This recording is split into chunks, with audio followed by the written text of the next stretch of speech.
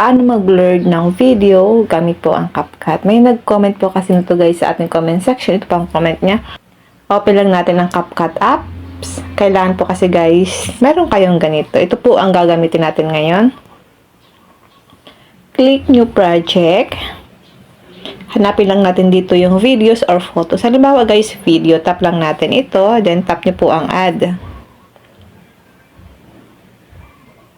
I-mute ko lang guys. Hanap lang tayo dito ng part na gusto mong i-blurred yung inyong video. Halimbawa guys, ito yung gusto kong i-blurred. Ayan. Tap lang natin yung video. Tap natin ang split. Kung hanggang saan yung i-blurred ng video.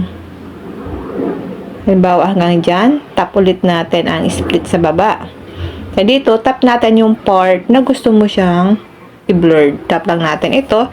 Then, dito sa baba, tap natin ang effects. Tap video effects. At dito guys, hanapin niyo po ang blurred. Kapag meron pong ganito guys, yung parang diamond, meron siyang bayad. Ito guys, so may nakalagay na ganyan. So, dito lang tayo sa mga free. Tap lang natin ang blurred. Ayan guys. So, makikita niyo po na naka-blurred na ang ating video. Yung selected video natin. Then, kapag okay na yan, itap nyo po yung check. Ngayon, i-play natin. So, ayan guys, naka-blurred na po yung part ng video natin. Ganun lang po guys, kadali kung paano po mag-blurred ng video gamit po ang CapCut. Then, kapag okay na yan, tap nyo na po yung export.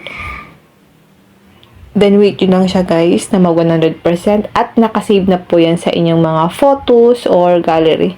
Yun lang guys, sana po may natutunan kayo sa aking video kung paano po mag-blur ng video gamit po ang CapCut. And now, thank you for watching. Mag-comment lang kayo guys sa comment section kung may tanong kayo.